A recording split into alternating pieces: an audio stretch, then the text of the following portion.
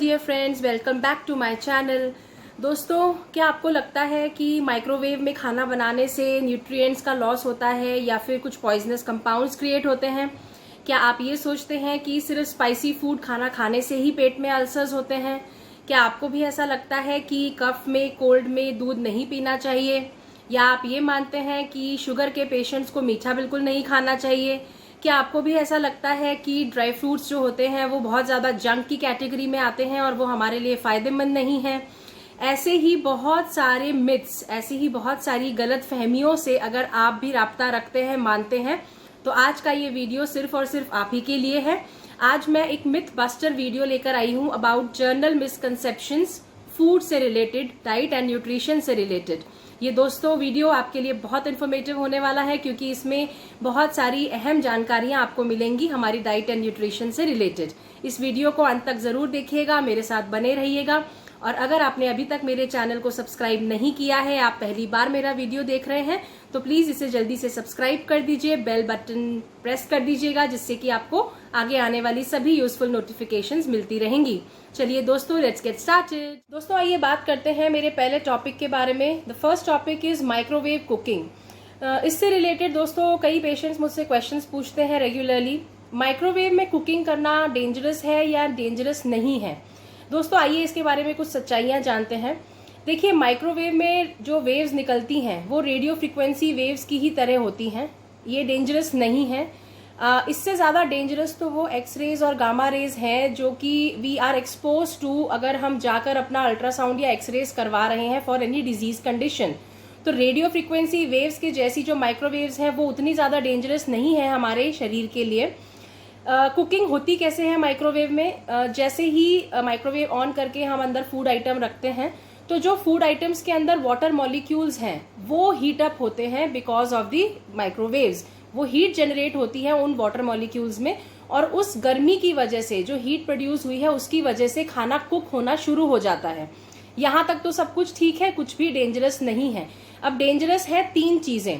पहला, over cooking the food, दूसरा burning the food and तीसरा कुकिंग यूटेंसिल्स। अगर आप खाना ज्यादा देर तक के लिए पका देंगे, उसको ओवर कुक कर देंगे, बिल्कुल ड्राई हो जाएगा खाना, पानी भी खत्म हो जाएगा उसमें से, और तब भी वो माइक्रोवेव के अंदर कुक होता जा रहा है, तो हाँ, डेफिनेटली वहां पर बहुत ज्यादा प्रॉब्लम्स क्रिएट होंगी। दूसरा, अगर हम प्लास्टिक के यूटेंसिल्स में खाना बनाते हैं और वहां पर हमारा खाना ओवर कुक या बर्न हो जाता है तो डेफिनेटली पॉइजनस कंपाउंड्स क्रिएट होते हैं। और तीसरा ये होता है कि अगर हम खाना जला देते हैं, ओवर कुकिंग की वजह से खाना बर्न हो गया, तो भी पॉइजनस कंपाउंड्स क्रिएट हो सकते हैं। तो ध्यान क्या रखना है? अच्छे अमाउंट ऑफ वाटर में खाने को कुक करना है अगर आप माइक्रोवेव का यूज कर रहे हैं तो। उसी के साथ प्लास्टिक के utensils are a big no. Plastic के यूटेंसिल्स में खाना कुक मत कीजिए माइक्रोवेव में। यूज ग्लास यूटेंसिल्स या माइक्रोवेवेबल यूटेंसिल्स भी आते हैं, उनको यूज कीजिए, वो ज्यादा बेटर है। और इसी के साथ में ये भी समझने की कोशिश कीजिए कि न्यूट्रिएंट लॉस नहीं होता है माइक्रोवेव में कुकिंग करने से, जो कि एक बहुत जनरल मिथ है।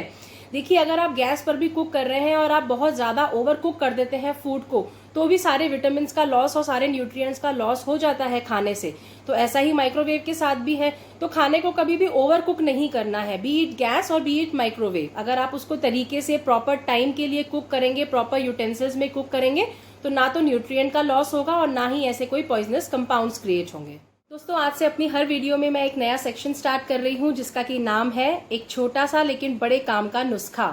दोस्तों, इसमें मैं आपको एक ऐसी हेल्थ टिप दूंगी जो आपके लिए बहुत ज्यादा बेनिफिशियल साबित होगी। आपकी डे टू डे रूटीन से लिंक्ड ही वो टिप होगी। तो वीडियो जरूर सुनते रहिए, मेरे साथ बने रहिए, और जब वो टिप मिले आपको तो बाद में आप जरूर कमेंट सेक्शन में लिखकर बताइएगा कि वो क्या टिप थी। ओके? तो सेकंड मिथ बस्टर ये है कि अगर आपको खांसी या जुकाम है तो you should not consume milk, आपको दूध नहीं पीना चाहिए। ये बात हम बहुत नॉर्मली अपने घरों में सुनते हैं। देखिए, साइंटिफिकली या मेडिकली ऐसा कुछ भी प्रूव नहीं हुआ है कि दूध पीने से म्यूकस या बलगम जिसे आप कहते हो उसका फॉर्मेशन ज्यादा होगा। ऐसा साइंटिफिकली कहीं प्रूवन फैक्ट नहीं है। उल्टा मैं तो हमेशा एडवाइस करती हूँ अपने पेशेंट्स को कि अगर आपको खांसी है या कोल्ड है, कफ है, ऐसे सिम्टम्स हैं, तो आप गर्म दूध में पिंच ऑफ हल्दी डालकर पीजिए। आप तुलसी थोड़ा सा डालकर अगर उसमें पियेंगे, काली मिर्च डालकर पियेंगे। Indian spices are so rich in antioxidants. तो अगर आप ऐसी चीजें डालकर गर्म दूध के साथ लेंगे तो बहुत मैजिकल आपको रिजल्ट्स मिलेंगे। तो मैंने हमेशा ये नुस्खे बताकर अपने पेशेंट्स के साथ बहुत अच्छे रिजल्ट्स पाए हैं।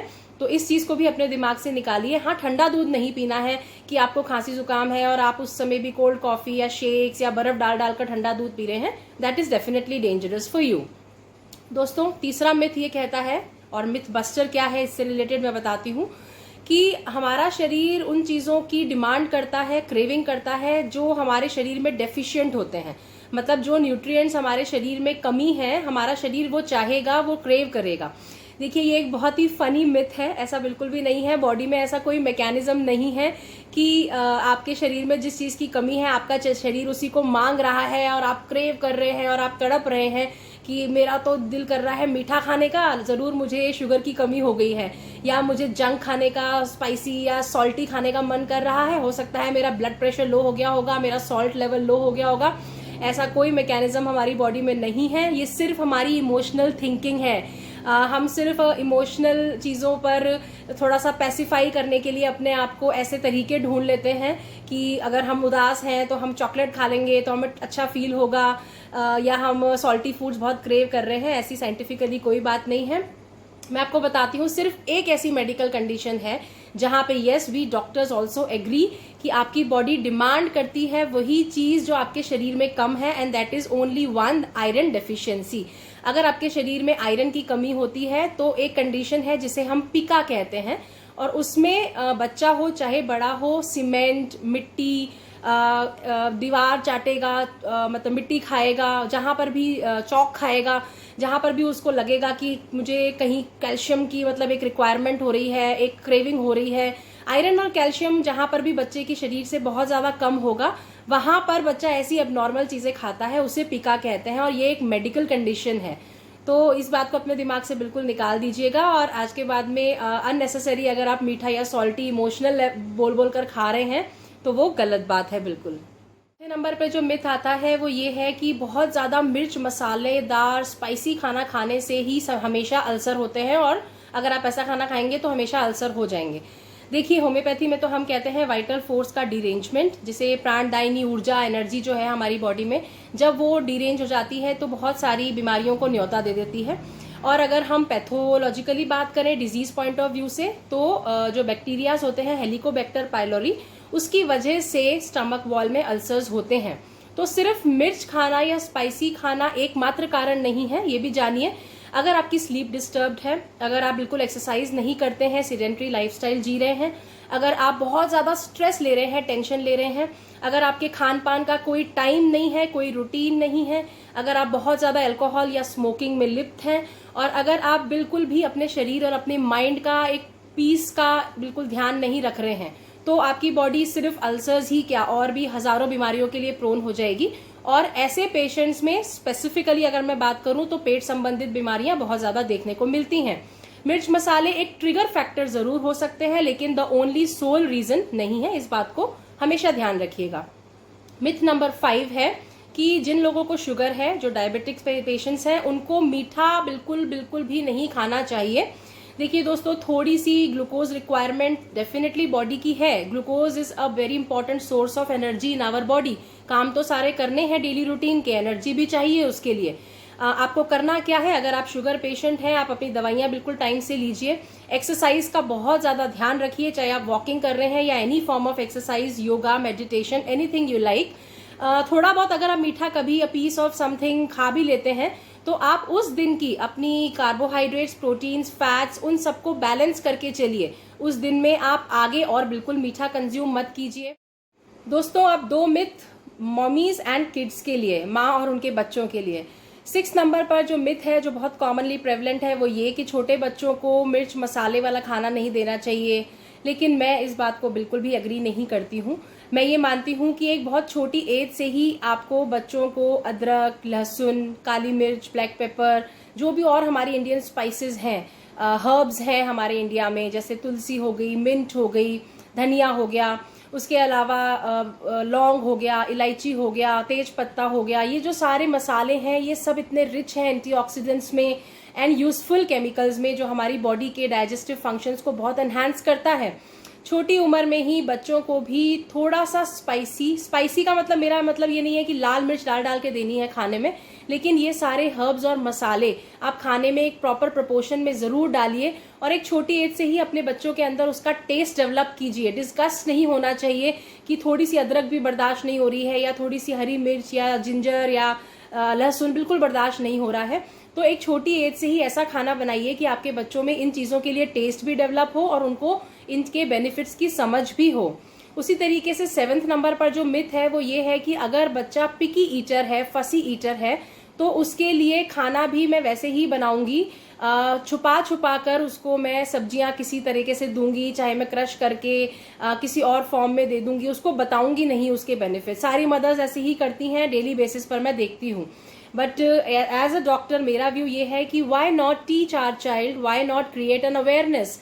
आप उसको उन वेजिटेबल्स जिनसे वो मना करता है मैं नहीं खा रहा, उन वेजिटेबल्स के बेनिफिट्स क्यों नहीं बताते हैं। आप उनको पिक्चर्स दिखाइए कि अगर आपके शरीर में इन न्यूट्रिएंट्स की डेफिशिएंसी होगी तो देखिए कितनी डेंजरस बीमारियां आगे जाके आपको हो सकती हैं। आप उनके अंदर एक नॉलेज, एक अवेयरनेस क्यों नहीं क्रिएट कर रहे हैं कि ये सब चीजें, all these green leafy vegetables, fruits, milk, दही, ये सब चीजें खाना, रॉ फॉर्म में खाना बहुत ज्यादा इंपॉर्टेंट है।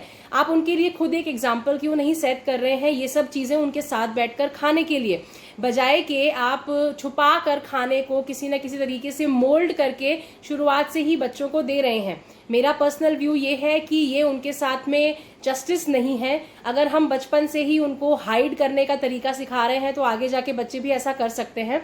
हमें उनको अवेयरनेस और एनलाइटनमेंट देना है, तो उनको इन सब चीजों के बेनिफिट्स के बारे में बताइए। बच्चे आजकल बहुत समझदार हैं, वो जरूर समझेंगे और खाना भी शुरू करेंगे। अब बारी आती है आज का छोटा सा लेकिन बड़े काम का नुस्खा।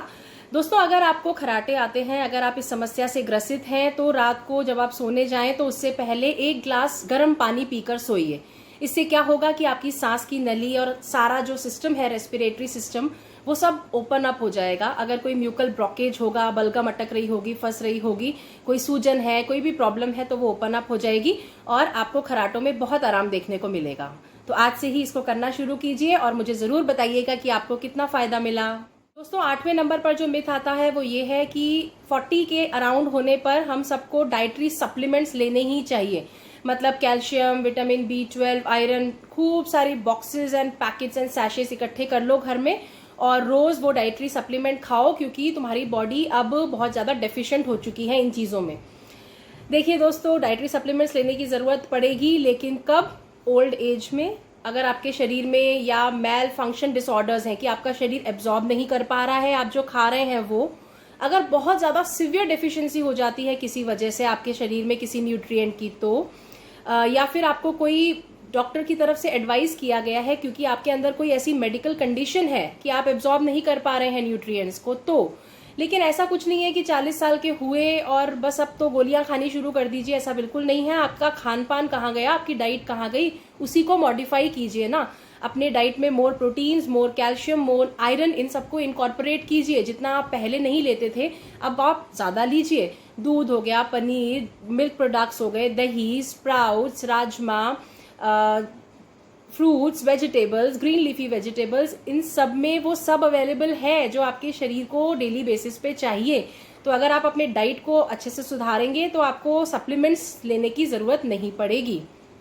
उसी तरीके से दोस्तों, 9th नंबर पर जो मिथ आता है वो ये है कि हम वेजिटेरियंस हैं तो हमारे पास में कोई अच्छे प्रोटीन सोर्सेज तो है नहीं, तो कमजोरियां तो हमें आएंगी ही आएंगी, और अगर हम वेट लॉस की सोच रहे हैं तो वो तो बिल्कुल ही पॉसिबल नहीं है। दोस्तों, ऐसा बिल्कुल नहीं है। वेजिटेरियंस के पास में भी बहुत high and rich sources of proteins available हैं। Paneer, sprouts, rajma, beans, soya product सारे जिसमें सोया बीन्स वगैरह आते हैं, ये सब जो है, चना हो गया, all these are very good sources of proteins, बहुत अच्छे सोर्सेज ऑफ प्रोटीन्स हैं। तो इन सबको आप डेली बेसिस पर अपनी रूटीन में शामिल कीजिए, अपनी डाइट में इनकॉर्पोरेट कीजिए। तो फिर आपके दिमाग में ये चीज आनी ही नहीं चाहिए कि हमें प्रोटीन्स की रिक्वायरमेंट्स हमारी पूरी नहीं हो रही है क्योंकि हम तो फिश नहीं खा रहे हैं या मीट नहीं खा रहे हैं या एग नहीं खा रहे हैं। इन सब में बहुत अच्छा प्रचुर मात्रा में प्रोटीन्स हैं, आपकी सारी रिक्वायरमेंट्स जरूर पूरी होंगी उससे। दोस्तों, 10वें नंबर पर एक मिथ आता है कि एग्स और नट्स ये दोनों ही हमारे शरीर के लिए नुकसानदेह ज्यादा है, फायदेमंद कम है। दोस्तों बिल्कुल उलट जो है ना, इसका ऑपोजिट वो ज्यादा ट्रू है, सही है। देखिए फिर बात वहीं आती है घूम फिर के, moderation is the key to success, कि हर चीज एक प्रॉपर मात्रा, एक प्रॉपर मॉडरेट अमाउंट में होनी चाहिए। अति हर चीज की बुरी होती है। तो उसी तरीके से अगर आप एक प्रॉपर क्वांटिटी और मॉडरेशन में कोई भी चीज कंज्यूम करेंगे तो वो डेफिनेटली आपके लिए बेनिफिशियल होगी। Eggs are very rich sources of all the proteins, then vitamins, then fat, जो भी हमारी बॉडी को जरूरी है उसके लिए एग्स बहुत ज्यादा अच्छे सोर्स हैं। कुछ लोग एग योक अलग कर देते हैं और सिर्फ एग व्हाइट खाते हैं, ये बोल के कि एग योक में कुछ है नहीं, या ये बोलकर कि ये बहुत ज्यादा फैट और कोलेस्ट्रॉल रिच है। देखिए एक कंप्लीट एग आप खा सकते हैं ब्रेकफास्ट में, उससे आपकी बॉडी की सारी रिक्वायरमेंट्स पूरी होंगी। बहुत ज्यादा मत खाइए कि आप 3-4 एग्स होल खा रहे हैं, तो ऑब्वियसली थोड़ा फैट कंटेंट, कोलेस्ट्रॉल कंटेंट ज्यादा हो जाएगा बॉडी में, इस चीज का ध्यान रखिए। और उसी तरीके से अगर हम नट्स की बात करते हैं, काजू, बादाम, किशमिश, पिस्ता, अखरोट, ये सब आपके जॉइंट्स के लिए, आपकी स्किन के लिए, आपके बोन्स की और आपके ब्रेन की, नर्व्स की हेल्दी फंक्शनिंग के लिए बहुत इंपॉर्टेंट है। ये सब विटामिन्स में, प्रोटीन्स में बहुत ज्यादा रिच है, ये माइक्रोन्यूट्रिएंट्स में भी बहुत ज्यादा रिच है। Again the key is moderation. 8 से 10 पीस आप किसी भी ड्राई फ्रूट का डेली बेसिस पर खा सकते हैं, बट इससे ज्यादा नहीं, क्योंकि फिर आपकी बॉडी में जिसे कहते हैं थोड़ी गर्मी हो सकती है। वो क्या होगा कि ब्लड प्रेशर थोड़ा सा एलिवेट हो सकता है, या फिर कोलेस्ट्रॉल या फैट लेवल इंक्रीज हो सकता है, क्योंकि अगर आप बहुत ज्यादा खाएंगे तो ऑब्वियसली एक्यूमुलेशन होगा आपकी बॉडी में।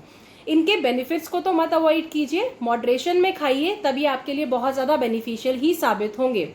दोस्तों आज की वीडियो में मैंने 10 मोस्ट कॉमन मिथ्स लिए हैं और उनको तोड़ने की भरपूर कोशिश की है। बहुत सारे ऐसे मिथ्स की मेरे पास एक लंबी लिस्ट है जो आपने, कई लोगों ने मुझसे पूछे भी हुए हैं। मैं उनको आगे आने वाली वीडियोस में जरूर इनकॉर्पोरेट करूंगी।